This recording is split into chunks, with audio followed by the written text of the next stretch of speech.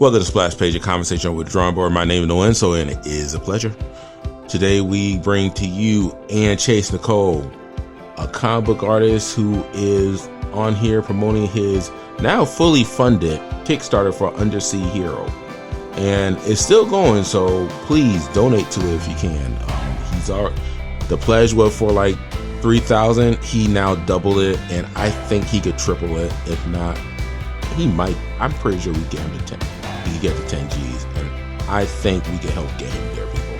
And Chase Nichol is a comic book artist who had worked on the likes of Tick, Ninja Turtles, Batman, and Ninja Turtles. He also done some advertisement.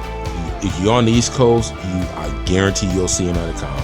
But we are here to talk about Undersea Hero, which is his creation, his baby, and he's doing a Kickstarter for it, and I want to do my part in helping promote it. I gotta apologize, Ian. I thought I posted this video up already, and I am kicking myself. I've been very busy, but more on that later. In fact, we're gonna have a contest to help Ian out, because I want to help him reach the top goal he can get. He already made the full amount. He doubled it. I believe he could triple it, and I believe we can help him get there. So, the Chill and Draw segment with our guest, Ian Chase Nichol. Please enjoy. Also, there is a contest at the end. I'll explain to you in a bit. Today, we have episode 3 of Chill and Draw. Everybody, our guest today is Ian Chase Nichol. How you doing, man? I'm doing good. Thanks for having me. Hey, thank you for being on here. Like I said, appreciate it big time. And you were saying, and I know you said this going to start, you're going to promote this in November, but letting you know, the way to set up, the video will be probably premiere in November. So please send me that link. Yeah, no problem. It's going to be either the 16th or the 17th. I've got a lot going on the 16th. It's my birthday. I've got a lot of work stuff that day. I'm hoping I have time to launch it that day. But if not, it'll be the 17th. And it's Undersea Hero. We did an issue 0. You can either go to like underseahero.com, or you can follow me on social media.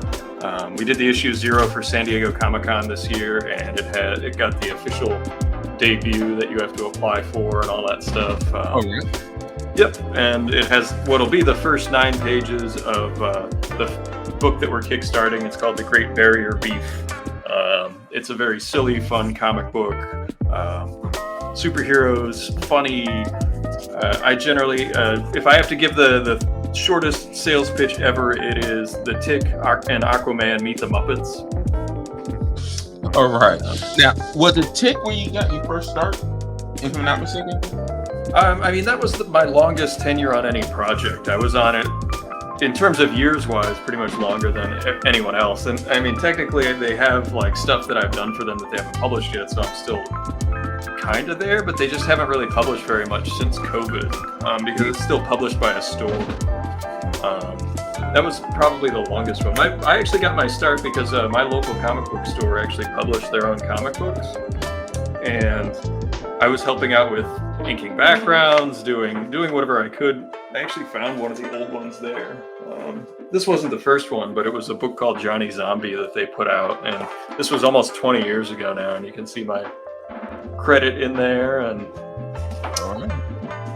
and this was like my first gig penciling and inking was this Johnny Zombie story. And then in this same book, I inked Daryl Banks, who was the co-creator of Kyle Rayner for DC. He co-created Parallax, he co-created Fatality. He did a big long run on Green Lantern with Ron Mars in the 90s and early 2000s. So that was how I got my start, like as far as into comics, like published comic books. I think every one of us starts off just making their own characters and doodling on their own. You were probably similar, right? Yeah, I mean, I actually came across one of my characters a little way back. I looked for my father's old paint. I use a comic book. I entered a contest, the Dare program, and won because I made a comic book based on called the character. What was the name? Captain Lightning. Captain Lightning. Yeah. So How old were you? oh God, oh dude, I was 5th grade. That's cool. It's like I still remember Sister Winnie, the principal of the Our Lady Sacred Heart, pulling me aside, and I'm thinking I'm about to get in trouble. Oh God, what the hell did I do? I wasn't a bad kid, but I wasn't a star pupil either. I was kind of like I don't want to be in this school. I'm gonna let you know every day I don't want to be in this school. Yeah. So she was just like that, and you know, Miss Booker won the contest. So like, oh right. That was a good day. Yes, it was, and then it was a lot better than the time when Mr. Manfredini said I was going to get kicked off the bus.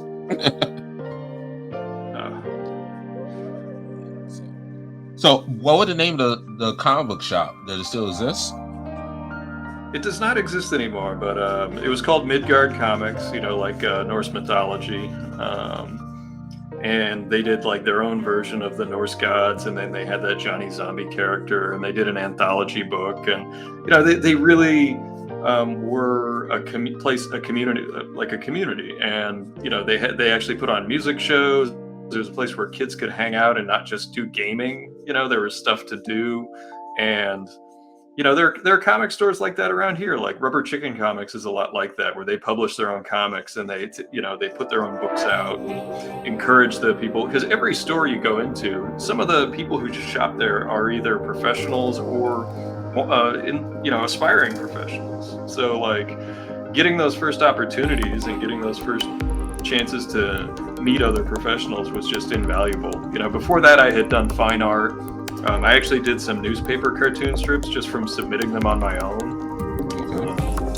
That was really kind of the beginning of me getting into commercial art, because from fine art, if you ever do fine art, it's very much centered around like a culture of elitism. It's not generally for like an art form for everyone, because original art is just prohibitively expensive, and prints are available, but the difference between looking at a print and looking at an original, and it's even expensive just to go to a museum, and with a comic book for a handful of like a few dollars, you can have landscapes, cityscapes, still life, triptychs, all these art forms just in one little booklet that I think is very universal. And that's one of the things that always really appealed to me about comics, is that they are and should always be for everyone. I also love the fact that, there's no budget on a comic book really when it comes to making backgrounds. That's true. Special effects, yeah. Like on explosions, have explosions. Have a giant armada, right ahead. Go nuts, yeah. As far as your brain wants to take it, you can take it. Yes. Go the Jack Kirby route. Yeah. Who was some of your influences in comic? For all time, I love the one that I mentioned that not a lot of people recognize is one named Bernie Krigstein. He was an artist that worked at EC Comics, and he did a story called The Master Race. And it was about this guy who was hunting Nazis that were hiding out in New York City, and eventually it reaches this zenith on a subway train, and he invented like different storytelling techniques, like the triptych panel, where you would show the same character from the same camera angle but doing 3 different actions, or falling, or doing the same thing. He was the one that really pioneered that, and I know that Steranko used it to great effect throughout much of his career. Other artists are like... Can you hear me? Am I still here? Yeah, you still there. You were breaking out. You were explaining. But I wanted to I believe I'm familiar with that. Did he do a scene in a subway? Am I thinking about the same artist? Krigstein was the one that did the... Yes. Yep. Okay, yep. I remember. That's the famous story. Yes. Okay. I don't know where I heard that name from. I did remember that with the scene. They talk about he was a pioneer of that. Yeah, and he taught at the SVA, the School of Visual Arts. And he pretty much left comics after the Comics Code Authority went into effect. He became more of an illustrator and a teacher at that point, and because back then doing comics was not like the end point for most professional artists. They were doing that to make money in time to go do, magazine illustrations or anything else that would be a more prestigious, high-paying job. Newspaper strips were way more prestigious than comic books for the longest time. And it's interesting how that has changed so much over the years. Nowadays it's hard to find newspapers that do comic strips. You mentioned you had Tim Jones on at one point, and he has done I tell him this every time, it's so impressive how he has created his own syndicate by reaching out to so many papers and circulating himself. That it's such an unreal accomplishment in this day and age, and I just find it crazy impressive. Yeah, I was talking about that. Like, how do you get your comic strip syndicated? I just simply pick up the phone, look on the computer, and start calling editors. Sometimes they pick up, sometimes they listen, and they hang up. Yeah, he did it all himself. It's super, super impressive. It's a really hard thing to do. It is. I'm like, I tip my hat to him. Like I said, we had a good conversation, and I hope he's pleased with the finished product that I put together. I'm sure he will be. Yeah. Should be up. I'll try for the week after next, because I know he wanted to promote it. Rhode Island Comic Con. Are you going to be there? I will be there. I'm only there on Saturday and Sunday, but I will be there. I'll have all kinds of books. I'll have my Conan variant that I did recently. I'll have Ninja Turtle books. I'll have Tick stuff. And that was actually probably the first book that anybody ever heard of that I worked on, was doing just some variants for IDW's TMNT. I did, 7 or 8 over the years. Cool. Like I said, I went to the dentist yesterday, and I would talk about the show, and I said, yeah, one of the people going to have, and I told him, yeah, my guest tomorrow going to be Ian Chase Nichol, and of course, she not into comic books. She's like, oh, okay. And also I mentioned Ninja Turtles. She's like, oh, he did Ninja Turtles? Yeah, he worked on Ninja Turtles. Okay. Ninja Turtles. My one DC credit was the TMNT Batman variant cover. I did Power Rangers, Red Sonja, Vampirella. I've worked on a lot of different stuff over the years, and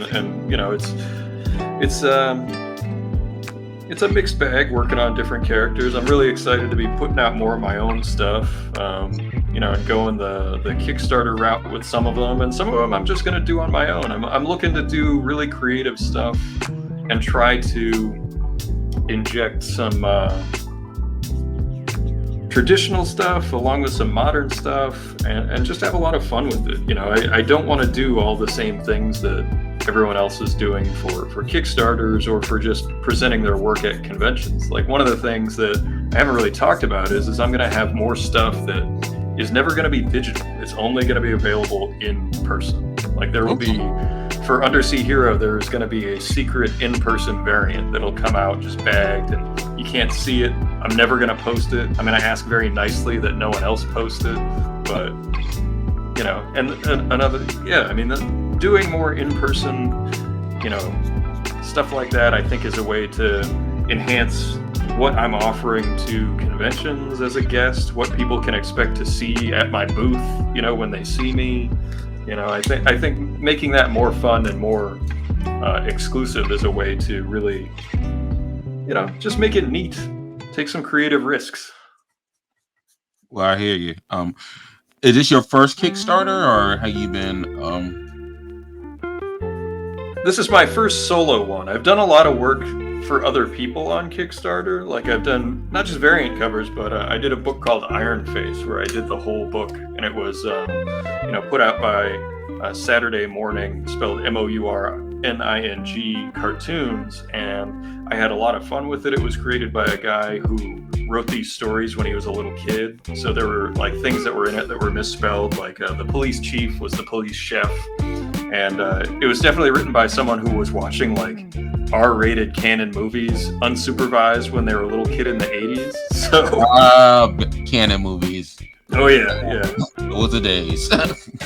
Yeah, and you know, and there was an innocence to it because there was a little kid trying to understand these adult concepts, and so there's like a little bit of a slapstick Looney Tune to it, but then there's also like this weird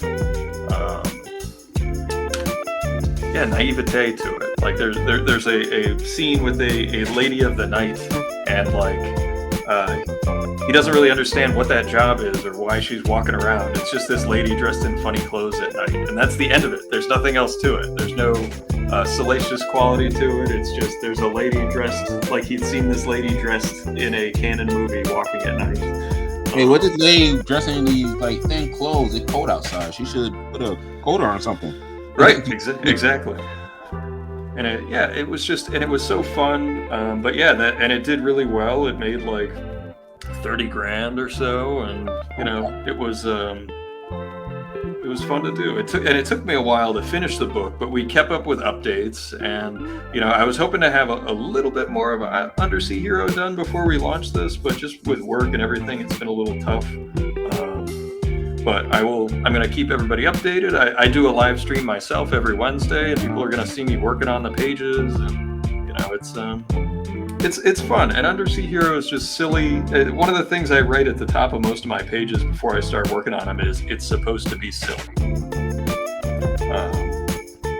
Just because I think that for myself, I've drawn so many like action adventure comics over the years that sometimes I'll overdo it in that direction, and I want to exaggerate and cartoon more rather than illustrate.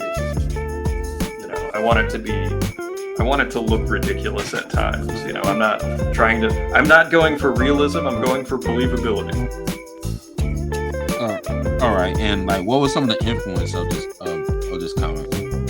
Well, I created this character actually, and I'll show you when I was in college, which was a long time ago, which would have been around 2004.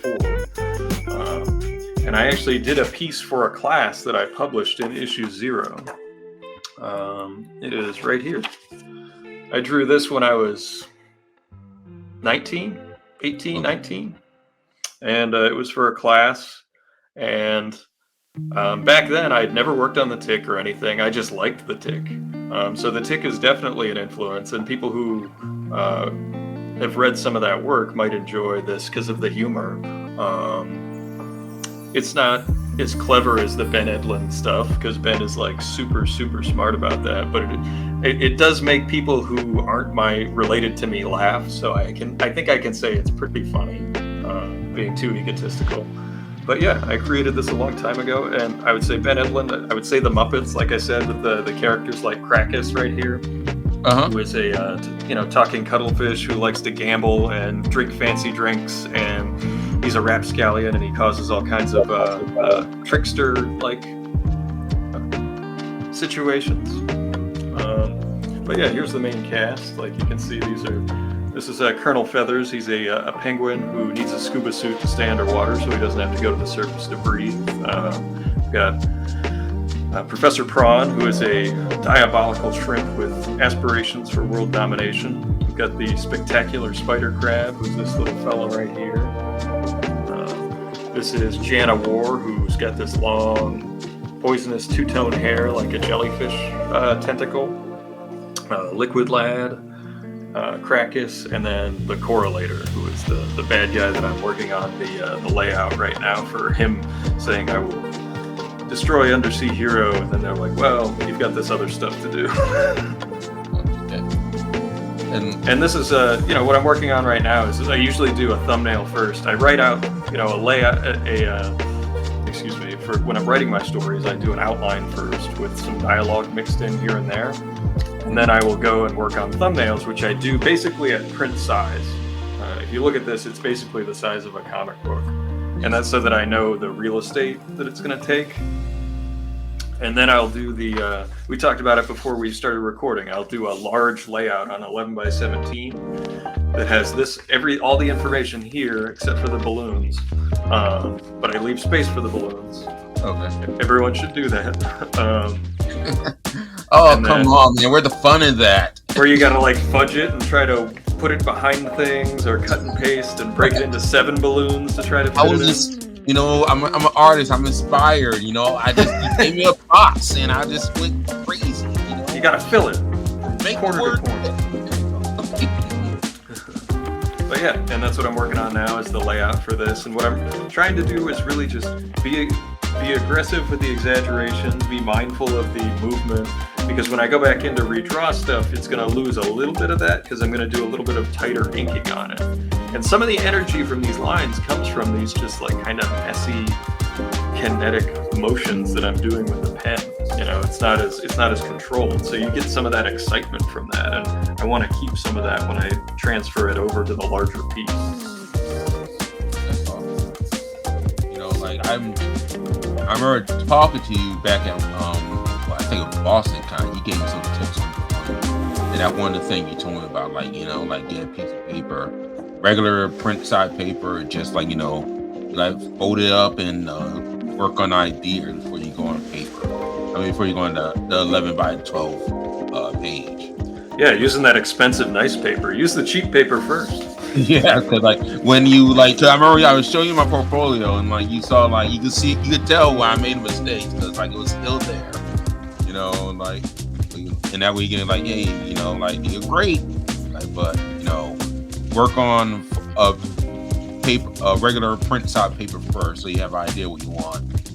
Yeah, because you were in a position where you had some really good detail work going on, but when it came to the positioning of the figure on the full page, I remember sometimes you'd have it like right up against the edge, and when you have the character reacting to a border rather than how it should be reacting, it can throw off your whole piece. Like here you'll see where I have this arm going off of outside of the panel.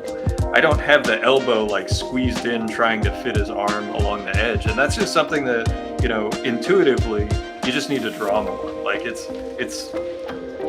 that point you were not being able to draw nearly as much as you have lately from what you're telling me.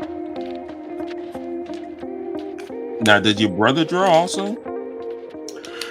When we were kids, he drew some, but he does not. No, unless he's been doing it in secret for the last 30 years. But he did when we were kids, and he definitely had talent. I mean, I just got obsessed with it and stuck with it, you know, because everybody, when you're a kid, there's always like a couple of projects a year in like elementary school where you have to draw something, in middle school. Yeah. And that kind of tapers off over time. But yeah, he did that stuff. Like you heard every artist that was the one they waited for. You know, we did decent and everything else. You know, I said, okay, this is an art project, boys and girls. You know, pencils were sharpened. You know, that's right. You know, I had my good set of markers ready. You know, like, let's do it. And, you know, the cool thing was, you know, if you knew how to draw like automobiles, you were the go-to guy. Is that how it was at your school? Yeah. If you could draw cars, you were in. Yeah, you draw cars, you were in. Like, hey, Ali, I need you to draw me a car like this. I'm like this. I'm drawing my own thing right now. Like, come on, man. I'm like, fine. And, you know, I draw a little car here and there. Now, fun fact, I really don't like drawing cars. I like. Oh, me neither. That's why I was saying I would have been screwed at that place. it's like, and you know, another fun fact, I really wasn't good at drawing cars. You know, I just doodle them. You know, like to this day I'm like this. I think about those days like, okay, you know, I'm doing just 2 boxes and putting some wheels on it. That's it. We'll put a car logo on the front too. That'll sell it. Yeah, there you go. Here, Toyota. Yep, that's right. Like, oh man. Like, yep, okay. There you go, Charlie. There you go. They're like, did you just draw me a Chrysler? Maybe? I don't know. I have an SUV. This is a scooter. Close enough. Let's go.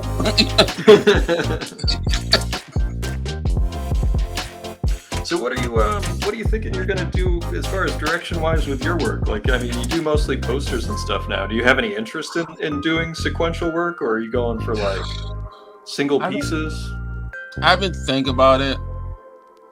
I'd be cool with just doing covers. Yeah. Like, people that say, hey, can you just do a cover do a cover. I mean, it just I don't think I had the patience or the to just sit down and shoot. Like I have nothing. When I hear about you guys doing like 12 pages, 22 pages in a comic book, nothing but admiration for me, because I just can't. I can't imagine myself like sitting down. Originally, I did try to do splash pages. You mean I had it somewhere saved in my computer, but I just like drawing action scenes and posters and covers. So like covers, I've been down with. Yeah, I was just wondering, because I know you like comics, and it's, if you do art, I think it's a natural inclination to give it a shot. Yeah, like I said, I definitely want to give it a shot one day. I say that now and then watch. Like, where's Ali? He's on his 5th volume, adapting the comic version of War and Peace. Like the Kickstarter starts soon, so be ready. That's right. Then you're winning all the Eisners for adapting War and Peace. Besides Undersea Hero, have you been doing any more anymore? I know you do work with IDW, and have you been doing any more Ninja Turtles? I believe I saw you work on was it TM Ninja Turtle Ronin? No, I didn't do any Ronin stuff. No, I didn't. No, it was I've done commissions and stuff, private stuff. All the editors that I used to work with at IDW are pretty much gone these days. Like they have a whole new crop of people, so like they have their own artists that they bring in, and they have no idea who I am. So like when I go up to the booth at San Diego, up to the IDW booth, they don't even really know my work. So I have to start over and reintroduce them and submit portfolios. And the last cover that I did was for the new Conan the Barbarian. So, actually, I finished the layout for that panel, and I'll show you. I'll do some cleaner inking. This is a commission for a Conan piece that I am working on. You can see I did the hand lettering, and I'll ink that later. I've been working on this on my live stream, which is like every Wednesday at 8 Eastern time. We penciled and inked all these monsters dragging the pretty lady off. I love that scene. I was just about to mention that with the lady getting dragged off. Yeah, and then we have Crom, who is Conan's god, like this big skeleton guy with a giant sword, sneaking up behind him, crawling down from his his throne, his underground stone throne. And you'll see that there's like stones in the background that I've roughed out where they are. And I'll just work on this some too, since you got to see some of the rough stuff. This way you can see some more finished work. Now I know you do a lot of pen and paper. Do you do any digital, or having interest in it? Oh yeah. I mean, depending on what the project is, like I've had some that have required it to be in vector or in digital completely, but I generally draw by hand, and then I'll color it on the computer. That's generally what I do. And sometimes I'll letter by hand, and sometimes I'll letter by hand digitally, which means I'll just bring the page into Photoshop and use a stylus and handwrite the letters on top, because I'm less likely to make a spelling mistake that way. I prefer paper and pencil, but I've been mainly doing the tablet mainly for it. It works great for speed paintings, and also it saves on paper, because paper has gotten very expensive lately. Yeah, it definitely has. I mean, thankfully with mostly what I do, ink itself is not too expensive, and paper, I actually use a cheaper paper than most other artists do. I just use the regular 100 series smooth Bristol, and you can get a pad of that for like $12. Okay. And but there are guys who use that really expensive Bristol that like a single pad of it can cost you $40-$50. Yeah, so me and you in the same bracket. I go with the $12 also. Oh yeah. It works just fine. I haven't seen the difference like this, and I'm pretty sure like the ones that use that other paper, the 45, they could probably tell us the difference, but like I don't see it. It worked just fine, and I feel I would get the same result if I had a $50 paper. Yeah, for pen and ink, I really, or pencil, or any sort of dry media, I never notice a difference. Doing watercolor, like I've learned to use the cheaper paper, but Like if you really want to do really big washes, or if you're a person who layers like tons of marker, you use a lot of ink, then I would say that you would really want a thicker paper. And the cheapest version of that works for, let's say at our buying power, is the mixed. It's called mixed media paper, and it's just a tiny bit more expensive than the Bristol. Where this is like $12 a pad, I think the mixed media is probably like 15 or maybe 20. But if you're gonna do like any sort of wet medium, that's where I notice the difference. Okay. That's messing my gas money, right? So I stick to my 12. Yeah. But I use the 12 for watercolors and stuff.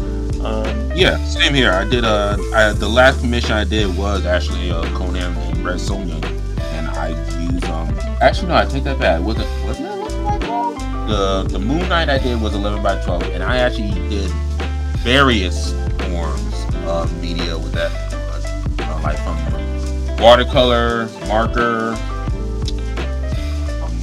inks. And that paper worked just fine. Yeah, you can make it work. It takes a little. It takes a little, and you can sometimes have to put it under some books if it bubbles on you. But yeah, I had to flatten it about time with encyclopedias. Yeah, it came out fine. It's like I was very reluctant to depart with it, but the guy he bought it. It found a good home. When I edit this, I'll post a picture of where he posted up at. He gave it a nice. He collects a lot of original art, so I was honored where he put it at. So I can't remember off the top of my head where he put it at. It was in good company. Then he wanted the Conan also, and I hadn't finished it, and like I was planning on finishing it for a while, but he said, "Yeah, I'll give you a down payment for that one too." So I'm like, okay, so he has my Moon Knight and my Conan one. Very cool. Conan Red Sonja. Now the Moon Knight I don't have I have it. I still have it saved, the image saved, but I'm doing I have the blueprint of Conan and Red Sonja, and so I'm doing that again through Clip Studio. So taking my time with that one. Nice. You prefer Clip Studio to Photoshop? I do, but I don't know how to color in Clip Studio. And I've been trying to. So I'll go from I'll ink it and through Clip Studio, and then I transfer it over to Photoshop. And I'm actually in the middle of finishing one of the segment to my show for those that Noinxo do those splash pages. We have comic shop talk, and so right now I'm in the process of finishing up rendering that project right now. Cool. Yeah, I made a trailer for Undersea Hero, and that took me forever. Oh, do you have it? Yeah. Okay. Make sure you yes, like I said, send me the link to everything to what you want to promote, and like definitely. So when it comes out, then we'll have that so we can help promote it. Thank you. Yeah, first solo one. I'm a little nervous, but But you know what, Ian? You want my, and I mean this. I'm not. I hope it doesn't sound like I'm trying to blow smoke up your tail. You're one of my favorite artists, actually. Oh, thank you. Whenever I see Tick, I see your, like while watching the Tick, the sadly ended Tick show on Amazon. I saw your version. I'm like, oh, like this Ian. Oh. I really like that show, and Ben Edlund, who originally created the Tick, was the showrunner. So like he was, if you read the original stuff and you ever wondered like, oh, what would he do with it if he was working on it now? Like that show is it. And the second season, that I felt like they got the suit right. I felt like they ironed him. He looked ridiculous, and that's how he's supposed to look. He's supposed to look kind of stupid, like how big. A guy that is dressed as a blue insect. Exactly. Like, why are we trying to make this look like a Watchmen character or something? Like, we're not going for Batman here. His Right. posts are ridiculous. Yes. Yep. It's a filled with joy, and it's very self-aware, and it's just super fun. Like a character named Lobstercules. I mean, come on.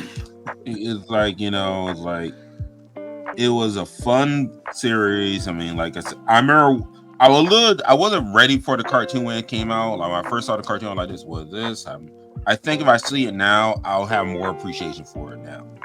I think you would, because it was like I've heard it a lot, like where they either didn't watch it because they hadn't heard of it, or they thought it was too weird just because it was about a guy who was a tick, and then they'd watch it as an adult because you can see it on some episodes are on YouTube. I think that they're on one of the streaming platforms too. I don't know which one, but yeah, it's well written. Townsend Coleman voices the Tick. He was the original TMNT Michelangelo voice in the cartoon show. Very nice guy. I forgot. Fox did do a live version of Tick too. They did, with Patrick Warburton. I completely forgot about that. And that one I did watch. It was only around for a handful of episodes, and then they changed time slots, and then it just got killed. Like you could tell, like they didn't know what to do with it. They didn't know. This was the '90s, guys, and it wasn't like the Arrow universe that we have now. Like, hey, we got a superhero show. What do you want to do with it? Hey, we got Dolph Lundgren Punisher, and we watched it. Hey, to this day, he is one of my favorite Punishers. Okay. Yeah. We got Dolph Lundgren Punisher. We got J.D. Salinger's kid playing Captain America, and it was just a different time, man. That's a guilty pleasure of mine too. Like I watched Captain America. It was on. I found it on YouTube. I'm like, you know what? I got a couple hours to spare. They did a documentary about the Roger Corman Fantastic Four movie called Doomed, and it's on Tubi for free right now. It is. Okay, and I'm gonna watch that this week then. It's fantastic, and if you even kind of liked the movie before, which I still think is a joy to watch, if you like, if you can get past, if you like low budget movies. It's a delight to watch. And then after seeing this documentary, and I won't spoil anything because you're going to see it, it just made me appreciate it all that much more because of how much the people cared about it that were working on it. Yeah, it's such a fascinating moment in the history of comics being translated for a myriad of reasons. Yes, I mean, from Thing, creepy looking Thing, it's like. For having no budget, he looked pretty good. I know he did. I'm like, yeah, no budget. You know what? I am impressed. It's like, hey, you've got enough budget for a lot of play, and then maybe like a jumpsuit to put it on top of. Like this. How about what about the guy that called Human Torch? We got a match. We got you. Yeah, well, that guy was in. He was in Uncle Buck. He was in a whole bunch of random movies in the 80s. Oh, the guy that played the Human Torch. Oh, he was in my favorite movie. He was in this show, this Disney movie. It's called. I know the premise was he was an android, and the father made him. You're not gonna bug me. It's like it was on. I don't even think Disney Plus shows it. So you only gonna be for third or for one day, you said? Saturday and Sunday. So Saturday and Sunday. Both the weekend days. I'll be there with my my good pals like Joe St. Pierre and Craig Russo. Trying to get Joe on here. He hasn't replied back to me. I'll just bug him in person. I'm going to have to. He did both Joe and Craig did variant covers for Undersea Hero. And you say you have an animated one ad for it as well? Yeah, I made like a little trailer. It's got like preview art. I did a little bit of motion with it. It's not I wouldn't describe it as animated, but things do move. And I started to really do more video editing myself this past like year, 18 months. So I was using pretty much everything I'd learned up until that point on this to try to make like not just a trailer to have for Undersea Hero, but just to have like a portfolio piece for my video editing. So it kind of has a little bit of everything. Like for people that wonder what I'm drawing, I'm actually I'm drawing the Phantom. I always like the Phantom. I do too, man. You know, I always dug them. I saw all the movies.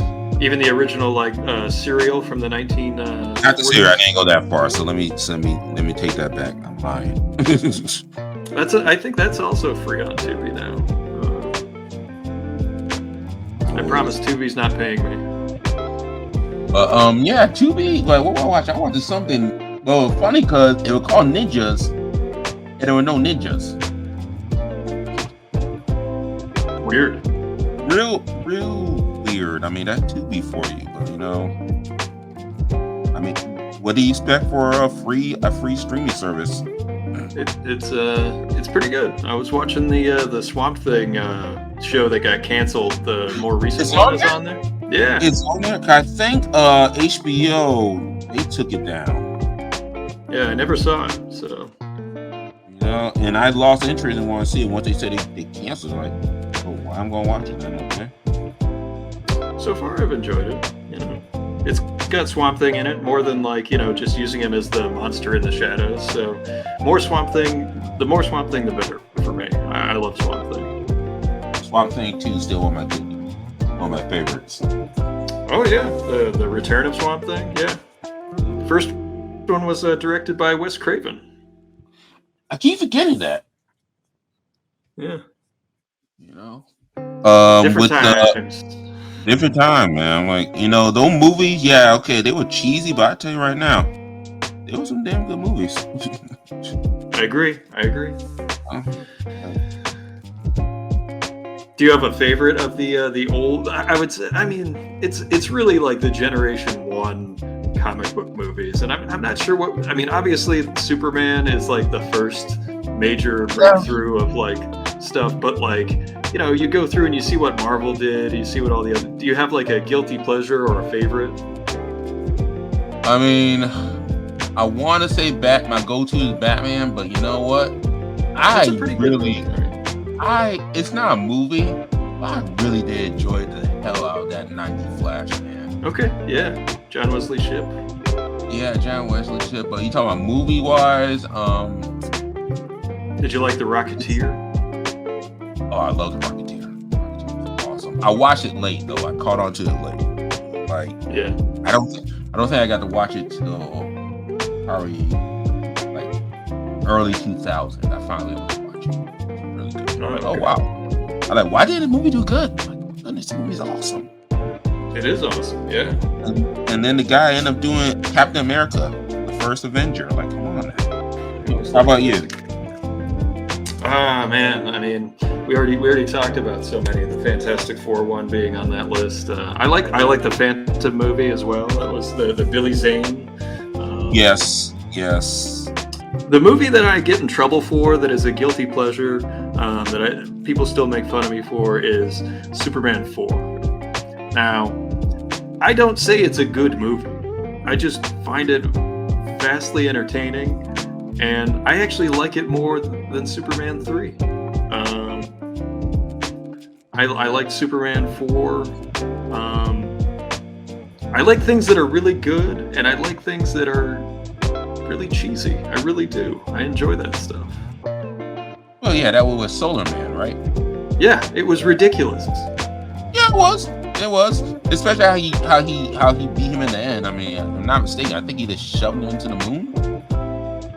Yeah, he punches Superman down into the moon first, and then he eventually gets like shot back into the sun. But there's a deleted scene that, if you want to do yourself a favor, if you've never seen it, is where in Superman 4 there was originally supposed to be another clone of Superman that was kind of like not as good, and that was going to be Bizarro.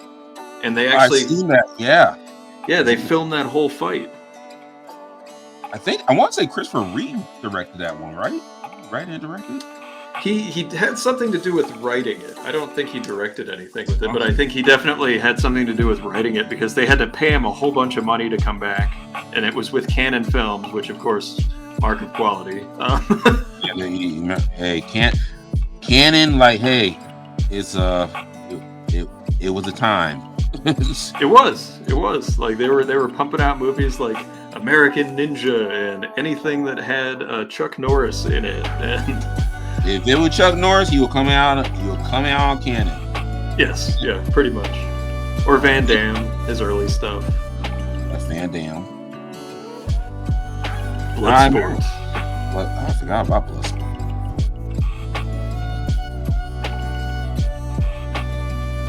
And they were originally also going to do a Canon Films version of Spider-Man. Yes, and to this day, I wish that would have happened. Oh, can you imagine the cheesiness? You know who they would have got? I'm pretty sure it probably would have wrecked your career. I'm pretty sure it would have been Tom Cruise. Oh, no way. They couldn't afford Tom Cruise even then. I don't know. He was going to be him or Michael J. Fox. So, my guess would have been Tom Cruise. See, I would have thought they would have grabbed like one of the just random guys that did a million Canon movies and stuck him in the suit, like the guy that played American Ninja. What was his name? Michael Dudikoff? Michael something with a D. Oh, yeah, I know you're talking. Actually, I think you're right. I think it's Dukart. I think that's it. Something like that, yeah. American Ninja, but no, I don't know. I think it would have took a chance when I'm like, hey, let's see who we get. Hey, let's get the new guy from the movie called Risky Business. See what he doing. See, he want to be a superhero.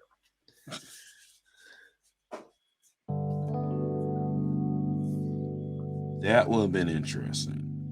It was going to be directed by the guy that directed Cyborg, actually.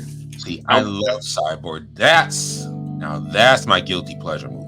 Okay, Cyborg. Nice. Yes, I know it sounds ridiculous. Okay, a cyborg that they don't even tell you what the disease is that killing people. Like their virus killing people, and then they're the pirates. They're gonna take the cyborg like this. Like this really makes no sense. but it's kind of badass. I won't watch it. Of course it is. Post-apocalyptic anything from the 80s, if it's free, I mean, I'll put it on. If I'm home by myself and there's some just random terrible looking movie from the post-apocalyptic 80s genre, I'll watch it. Hell yeah. That was the thing about the 80s. They never told you how these things started. Like the year 2, everything was 2000. or like in it was in Escape from New York. It was 1994, wasn't it? Yes, 1994. In fact, one of my favorite cartoons, Thundar the Barbarian. Like, what was it? Like, said the year 1990 something. Also, the moon comet, something caused the Earth to collapse or something like that. Thundar was awesome. I don't remember what year it took place, but yeah, it was great. It was partially created by Jack Kirby. Yeah, heard it over He-Man. Yeah, I said it. See, my brother was the big He-Man guy, so I was not as into He-Man as he was. He was a couple years older than me, so. I like Ghostbusters, I like Ninja Turtles, I liked even the older stuff, like the Hanna-Barbera stuff that was like Space Ghost and Johnny Quest. Yeah, Space Ghost. I remember when DC first said they were going to bring it to, they got the rights, they were going to turn it to a comic book. I got every issue. That artwork just gorgeous. Yeah, I agree. I thought those were really fun comics. The Future Quest ones? Yes. But even the one that before that, I forgot the name of the artist. I follow him on Instagram. Kamiko did one in the 80s with Steve Root doing the artwork. This one came out real early 2000 before they did future work. I can't pronounce his name. Ariel Olivetti. Yeah, Ariel Olivetti. Yeah. Yes, I loved his work. It was his work that sold it to me. I'm trying to remember. I saw Ariel actually at a convention. I don't remember if it was at Boston or if it was at a fan expo that I was at this year, and I did a few of them. I did Cleveland, I did New Orleans, I did Boston. I think it might have been at you, but they were at Boston. And that's how you get. Do you make a lot of connection at the cons? I know, because like every time I look at your page, you're always going to the con. Like, oh my god, they got their rest. Well, this year I did more than I had done in a while, in many years, just to get out there more and just because I really wanted to promote at every show this year. I was promoting Undersea Hero. So, but it used to be, back in the day, that you could go to a convention and pretty much, even if you were even okay at drawing, you could bank on maybe picking up a couple of gigs. That has changed considerably over time, and it kind of goes along, in my experience, with the way things have shifted in the publishing industry, in the business itself. So few publishers set up at so few shows now. Like, you can go to San Diego. Like, when I went to San Diego this year, I walked up to the booth and I could talk to the editors that I had just worked with on Conan with, like they were there. Same thing with IDW, their editors were there, Boom Studios, Dynamite was there. Marvel and DC were set up there, but I don't really have any connections with them as far as editorial or anything these days. At New York, there's some there. That used to be the one where you would go and, someone posted a picture of like the big lines underneath New York Comic Con, because that just happened recently. And my buddy Jay Kennedy and I used to take the 3 a.m. Feng Hua bus from Boston and with our portfolios, and we would arrive there that day and we'd stand in that line, and we'd stand in lines all day to talk to editors and show our portfolios, and then we'd catch the late bus back, and then we'd go to work the next day, and then we'd try to get better. But that was a way to go do it in person now. And now it has changed to where it really is, like we had talked about, Instagram is where editors are looking. If you get followed by a couple of editors, that means they're going to be watching your next few posts. It's really a way they find talent now, is through social media and through posting it online. And I go to conventions because I like going to different cities. I like introducing my work to new fans. And one thing that's also changed, I think, about conventions and shows like Fan Expo in Rhode Island that have like a mix of celebrities and comic people, is that it's a lot of people's first experience of seeing comic books. Like, comic books themselves are harder to find than they ever have been, because their stores have been disappearing and they don't sell them in as many places. And I go into those conventions saying, I'm not only introducing them to my work, I'm introducing people to comic books. And it's a much bigger responsibility going in, but it's a much bigger opportunity, because, when you meet your first comic book artist, you're inclined to follow them. You want to see what they're going to do and become friends with them and follow their career. And when you have that opportunity to be the first comic person and the first person to show someone comics, it can be really, really excellent for just getting your work out there. More than picking up gigs with publishers, it's now getting your work into the hands and eyes of more people. And it's a whole nother thing. It's not really selling for me. It's just introducing them to me and being able to talk about my work, just like we are here. This takes practice. I was terrible at talking about my work and about, what I wanted to do and stuff like this. I knew what I would think about, what I would want to say, but I had a hard time talking. And it was really through doing stuff like panels at conventions and live streaming and stuff that I got much better at just public speaking. And it's become so important to introducing people to my work. Well, we're coming up on hour and a half. My apologies. So but let's wrap it up, man. I know you got things to do. Cool. So once again, Undersea Hero comes out. The Kickstarter start around somewhere, hopefully around your birthday, which is November 16th. Yep. And there you go. You're gonna be at Rhode Island Comic Con. Yep. People are watching. There will be links to all this info that I'm bringing up right now. Anything else coming up that you want to bring up besides Undersea Hero? Any coverage? I mean, that's the focal point right now. Through the Kickstarter, you'll be able to get all sorts of stuff like commissions. You'll be able to get shout outs. I'll have opportunities for one that's fun is like I'll go to the beach and find you a neat shell and send that with your rewards. There's all kinds of fun. It's just meant to be really fun and really silly, and I hope people really check it out and enjoy it. All right.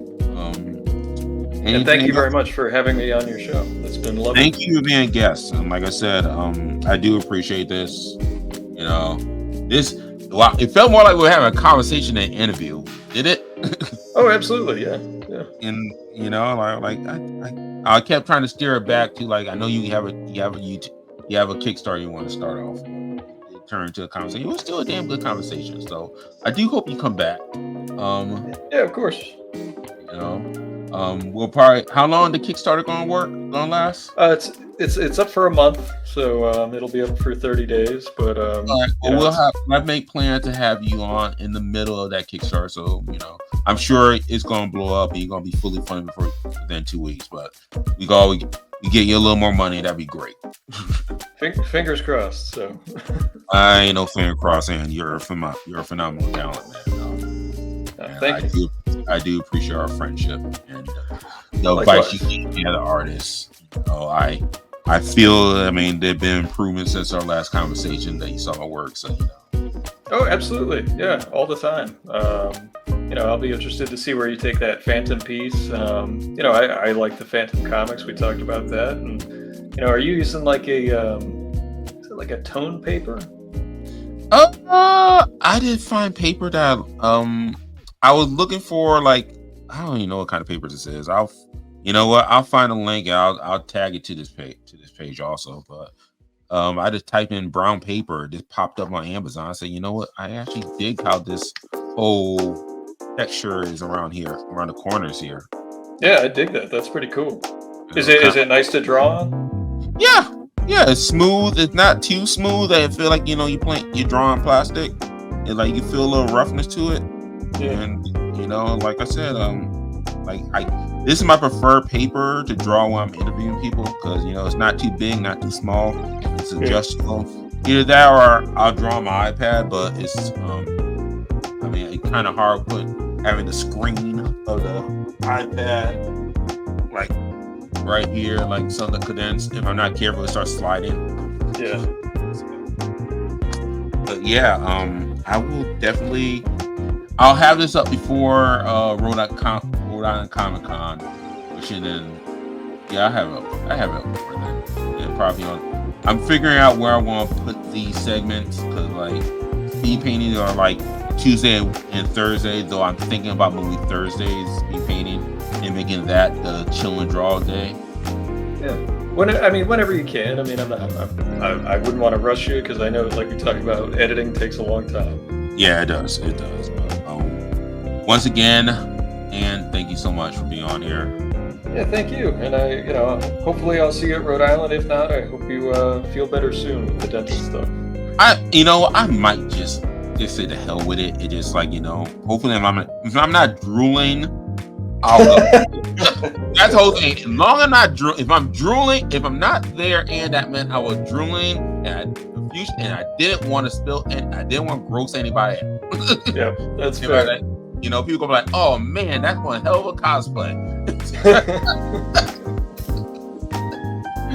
With that being said, everybody, thank you for watching the show. Like and hit subscribe. You know what to do. Anyway, till then, take care. Bye. Good night. Once again, let's give it up to Ian. Yes, please go to visit his Kickstarter for Undersea Hero. It is already fully funded, but it is still going. It got another, I want to say 19 days going, 19 or maybe 20. Either way, let's see if we get him to 9,000 or better yet, 10,000. You think we do it, people? I know we can. I know we can do it. All right. So let's do this. I'm going to have a contest. Share, and I'm going to pick one random person to win the sketch that we're working on with Ann. Here it is posted up for you guys to look at. Here's a sketch. I did clean up a lot. I did clean up a lot, but keep in mind it is a sketch. It is signed. It is dated when I finished it. Don't worry about the little logo here that is like a watermark. It won't be on the way you get it, but you will have a note, personal thank you from me to helping support not just the channel but also in Kickstarter. Really do appreciate it. Other than that, Noinxo Doodle Splash page is a proud Chief Son production. Please visit me in the links below with the Twitch, Instagram, TikTok, you don't stop. And I don't know. Oh, I don't have a Patreon yet, but I do have a Kickstarter. So, I mean, not Kickstarter. No Kickstarter yet, but I do have a Cash App. You want to go put a little something in the pot, it is appreciated. Also, Ian's links are underneath the video as well. Links are below. So below. Yeah, you can tell I'm tired. So you could go there, go to the Kickstarter, visit the website. You want to contact him, you got contact information there as well. And let him know Noinxo sent you. Till then, thank you for listening. And until next time, peace and blessings.